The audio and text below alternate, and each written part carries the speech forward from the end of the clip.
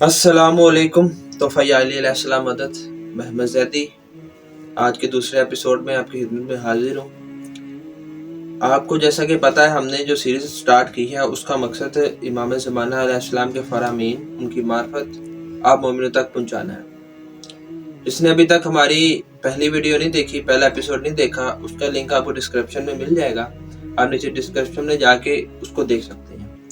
اس میں ہم نے آپ کو بتایا ہے کہ مولا کے فرامین اور اس کا مولا کا ایک بہت خوبصورت واقعہ جو آپ لوگوں کی خدمت میں عرض کیا ہے۔ اگر کسی نے نہیں دیکھا تو اسے جا کے پہلے کائنڈلی دیکھ لیں۔ اور آج ہمارا دوسرا ایپیسوڈ ہے اور اس ایپیسوڈ کا جو آغاز ہے وہ ہم یہاں سے کریں گے کہ دیکھیں، ایک چیز ہے جس کا اقرار کرنا ہوتا ہے اور ایک چیز ہے کہ اس کو ماننا، تسلیم کرنا، اس پہ عمل کرنا بھی ہوتا ہے۔ مثال کے طور پہ میں اعلان کرتا ہوں کہ میں اپنے والدین کی بہت خدمت کرتا ہوں، ان کا بہت فرما بردار ہوں، اور 4 آدمیوں میں کھڑے ہو کے میں اپنے والدین کی انسلٹ کر دیتا ہوں، تو دیکھنے والے اور سننے والے مجھے کیا کہیں گے کہ ایک طرف احمد زیدی صاحب آپ اعلان کر رہے ہیں، ایک طرف ہمیں کہہ رہے ہیں کہ آپ اپنے والدین کے بہت فرما بردار ہیں، بہت ان کی خدمت کرتے ہیں، اور دوسری طرف آپ ہمارے بیچ میں کھڑے ہو کے ان کی انسلٹ کر رہے ہیں۔ اس کا مطلب کہ آپ صرف اعلان کرتے ہیں، آپ صرف دعویٰ کرتے ہیں، عمل نہیں کرتے۔ اور جب تک اعلان کریں گے، دعویٰ کریں گے، عمل نہیں کریں گے، اس دعوے کا کوئی فائدہ نہیں۔ وہ دعویٰ ہمیں کس چیز کا فائدہ نہیں تھا، کیونکہ ہم عملاً اس چیز کو نہیں کر رہے۔ جب تک ہم عملاً اس چیز کو ظاہر نہیں کریں گے، اس چیز کا ہمیں کوئی فائدہ نہیں۔ اسی طرح بالکل سیم اسی طرح ہم سارے اعلان تو کر رہے ہیں، دعویٰ تو کر رہے ہیں کہ مولا آ جائیے، اللہ جل کی صدائیں تو ہیں، ہر دوسرے لب پہ اللہ جل کی صدا ہے، ہر مومن کے دل کی یہ صدا ہے کہ مولا آ جائیں، مولا آ جائیں، مولا آ جائیے۔ ہر بندہ دعویٰ کر رہا ہے، لیکن بات یہ ہے کہ عمل کون کر رہا ہے؟ ان اتنے دعوے داروں میں سے عمل کرنے والے کتنے ہیں؟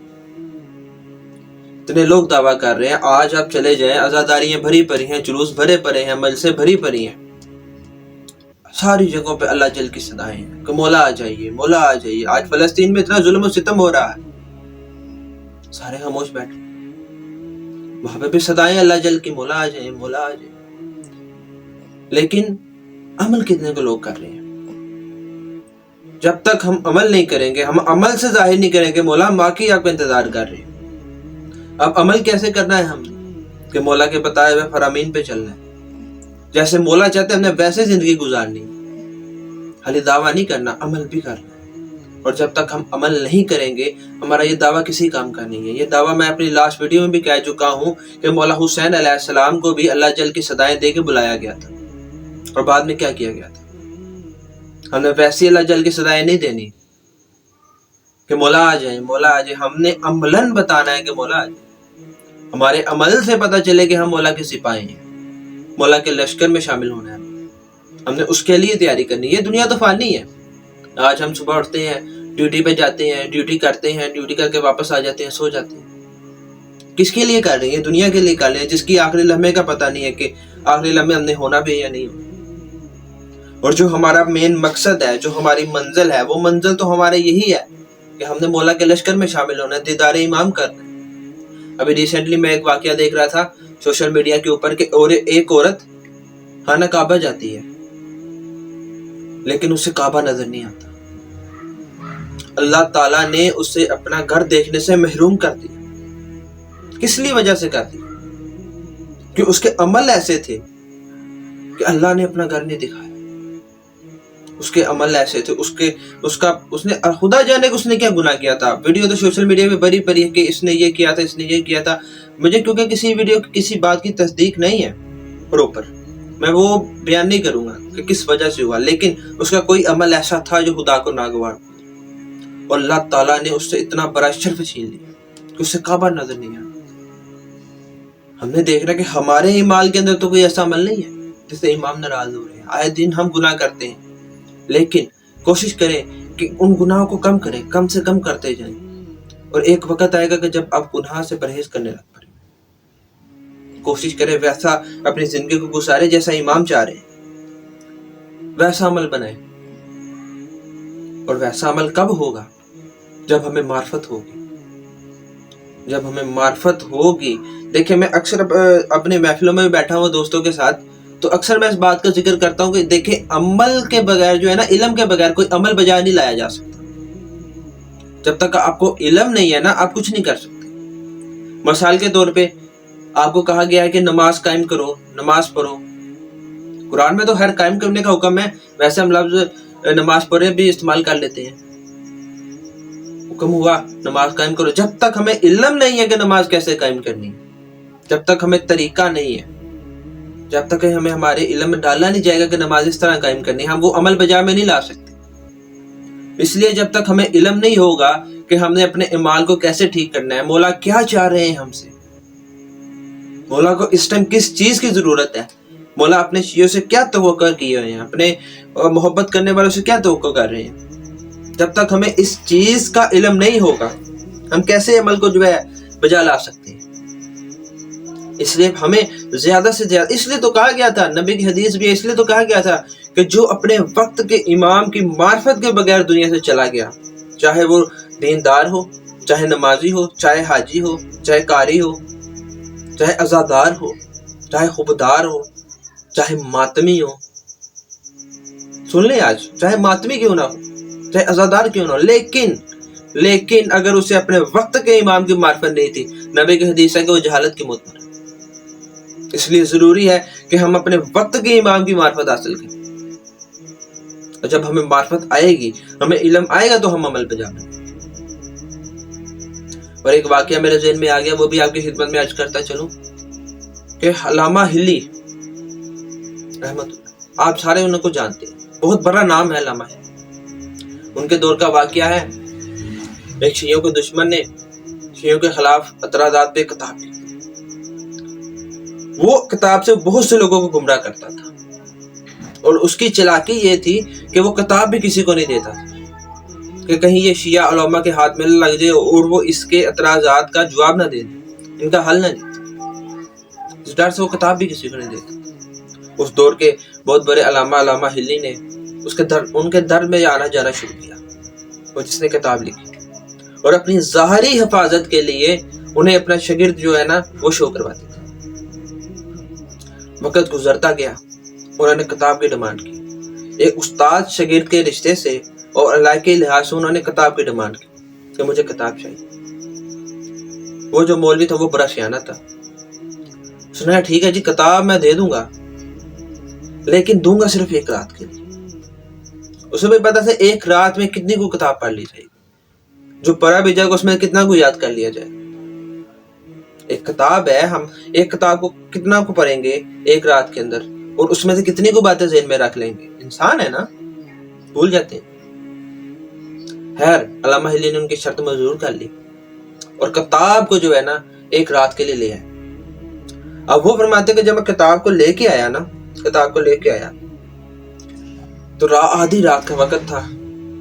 میرے گھر ایک مہمان ہے، میں ان سے گفتگو کر رہا ہوں، اور علامہ ہلی کہتے کہ میں نے یہ سوچا تھا کہ میں ساری رات جو ہے نا جتنا ہو سکے گا میں اس کتاب کو لکھ لوں گا، لکھنے کے بعد جو ہے نا اس کے اعتراضات بعد میں جو ہے ان کا جواب دیتا جاؤں گا. اب انہوں کی یہ سوچ تھی کہ کتاب کو میں پہلے سارا لکھ لوں گا، ظاہر ہے ایک رات کا وقت ہے، جتنا ہو سکے گا میں کتاب کو لکھ لوں گا، باقی جو وقت ہوئے گا بعد میں اس کا جواب دے دیں گے. اب وہ کہتے ہیں کہ آدھی رات کو میرے گھر ایک مہمان ہے، میں ان سے گفتگو کر رہا تھا، تو انہوں نے مجھے کہا کہ علامہ صاحب آپ سو جائیں، کتاب میں لکھ دوں گا. علامہ ہلی کہتے ہیں کہ میں نے بغیر کچھ سوچے کچھ سمجھے میں نے جو ہے نا سو گیا. دیکھیں اب جب وقت، یہ قدرتی عمل ہے، جب وقت کی حجت آتی ہے نا، جب وقت کی حجت آپ کے سامنے آئے گی نا، آپ ایٹومیٹکلی جو ہے نا آپ کا سوچنے سمجھیں گے کہ آپ کو بعد میں پتا چلے گا کہ کون ہستی تھی. اب وہ کہتے ہیں کہ میں سو گیا.